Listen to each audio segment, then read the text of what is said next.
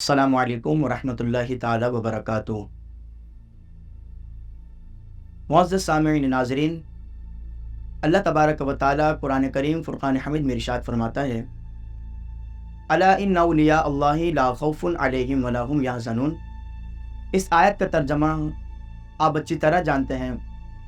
الا ان اولیاء اللہ، خبردار اللہ کے ولی ان کو کہا جاتا ہے کہ جو اللہ کے دوست ہوتے ہیں۔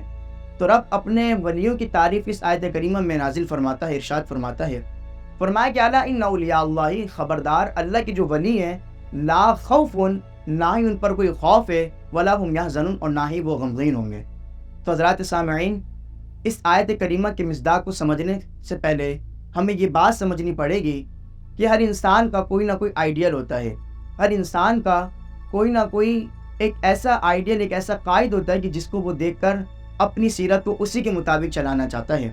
تو اللہ تبارک و تعالیٰ نے ہم تمام کو طرح طرح کے آئیڈیل عطا فرمائے۔ سب سے بڑے آئیڈیل حضور علیہ السلام کی ذات اقدس ہے۔ حضور علیہ السلام کی ذات اقدس کے بعد آپ کے جتنے بھی غلامان ہیں، اولیاء اللہ ہیں، آپ کی سیرت کو دیکھا جاتا ہے۔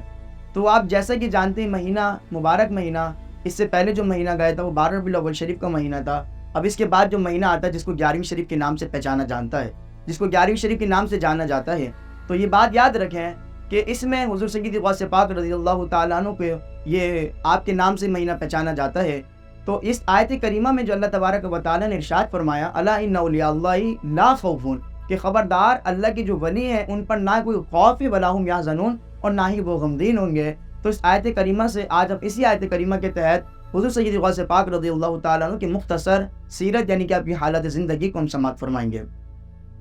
حضور سید غوث پاک رضی اللہ تعالی عنہ کی کرامت تو بہت زیادہ بیان فرمائی جاتی ہیں۔ حقیقت میں آپ کی کرامت بھی ہے، بہت زیادہ کرامت ہے، لیکن آپ کی کرامت سے پہلے ہم تمام کو آپ کی سیرت کو سمجھنا چاہیے کہ آپ کی سیرت جو تھی، آپ نے اپنی زندگی جو گزاری وہ کس طرح گزاری۔ ایک بزرگ علیہ رحمہ ہیں، تو ان کا میں قول ایک کتاب میں پڑھ رہا تھا، تو آپ فرماتے ہیں کہ میں حضور سید غوث پاک رضی اللہ تعالیٰ عنہ کے ساتھ 40 سال رہا، 10 سال نہیں، 20 سال نہیں، بلکہ فرماتے ہیں میں 40 سال رہا، اور ان 40 سالوں میں نے حضور سید غوث پاک رضی اللہ تعالی عنہ کو دیکھا کہ آپ عشاء کے وضو سے آپ فجر کی نماز ادا فرمایا کرتے تھے۔ یعنی کہ یہ بزرگ علیہ رحمہ اس کتاب میں فرماتے ہیں کہ جب بھی آپ کا وضو ٹوٹ جاتا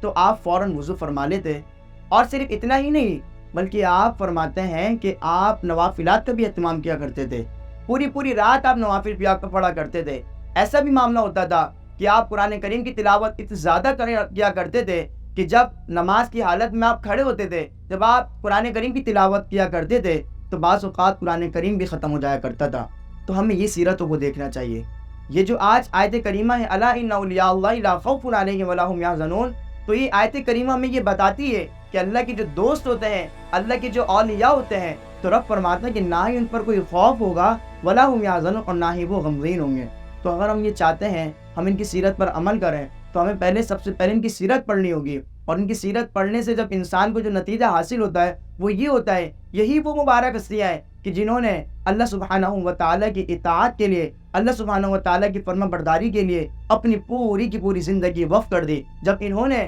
اللہ سبحانہ و تعالیٰ کو راضی کرنے کے لیے، اللہ تبارک و تعالیٰ کی رضا حاصل کرتے ہوئے، جب انہوں نے اپنی وہ زندگی، چاہے وہ جوانی کی حالت میں ہو، چاہے وہ بچپن کی حالت ہو، چاہے وہ بڑھاپے کی حالت ہو، جب انہوں نے اپنی وہ زندگی اللہ سبحانہ و تعالیٰ کو راضی کرنے کے لیے وقف کر دی، تو آج دنیا اس بات پر شاہد ہے، دنیا اس بات پر گواہ ہے کہ ان کا وہ مقام ہے کہ جو آج بچے سے پوچھا جائے تو بچہ بتا دے گا کہ شیخ عبد القادر جیلانی علیہ رحمہ کیا شخصیت ہے۔ تو حضرات محترم، قرآن کریم کی ایک اور آیت ہے، فاذکرونی اذکرکم، اللہ فرماتے ہیں کہ تم مجھے یاد کرو میں تمہیں یاد کروں گا۔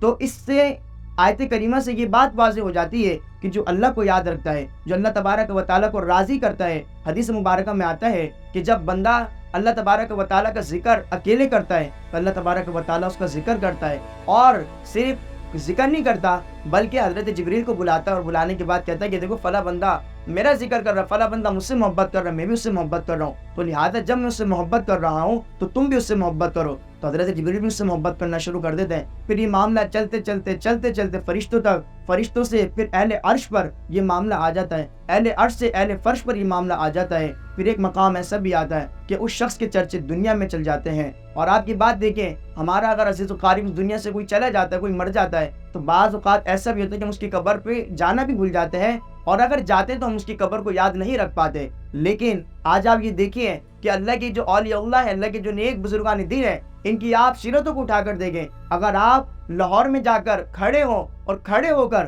وہاں پر آپ کسی بچے سے بھی پوچھیں کہ داتا صاحب کا مزار کہاں ہے، داتا صاحب کس جگہ ہے، تو وہ بچہ آپ کی انگلی پکڑ کر داتا صاحب کی بارگاہ میں آپ کو پہنچا کر آئے گا. اگر آپ بغداد جائیں اور بغداد جا کر آپ کسی سے پوچھنا چاہیں کہ حضور سیدی غوث پاک رضی اللہ تعالی عنہ کا مزار اقدس کہاں ہے، تو وہ شخص آپ کو وہاں تک پہنچا کر آئے گا. تو دیکھیں کہ یہ وہی لوگ تھے. قرآن کریم کی جو آیت مبارکہ ہے فَاذْكُرُونِی أَذْكُرْكُمْ، انہوں نے اللہ کو یاد کرا تو اللہ نے آج ان کے چرچے اس قدر بلند کر دیے کہ ان کے ناموں سے، ان کی سیرتوں سے لوگ فقط فائدہ نہیں اٹھا رہے بلکہ ہدایت بھی پا رہے ہیں. لوگ ان کی سیرتوں کو پڑھ کر بعض اوقات ایسا بھی ہوتا ہے کہ نان مسلم مسلم ہو جاتے ہیں، کیونکہ یہی وہ مبارک سیرت ہے کہ یہی جو ہمیں سب کچھ سکھاتی ہیں. تو ہمیں بھی چاہیے کہ ہم حضور سیدی غوث پاک رضی اللہ تعالیٰ عنہ کا یہ جو 11ویں شریف کا مہینہ آیا ہے، ہم حضور سیدی غوث پاک رضی اللہ تعالیٰ عنہ سے جو محبت کے دعوے کرتے ہیں، جو ہم آپ سے محبت کے اپنے دعوے کر رہے ہوتے ہیں، تو اس کی دلیل یہ ہے کہ ہم ان کی سیرت پر عمل کر جس طرح انہوں نے قرآن کریم سے اپنی محبت کا اظہار کرا، جس طرح انہوں نے اللہ سبحانہ و تعالیٰ کی محبت سے اپنا اظہار کرا، تو ہمیں بھی چاہیے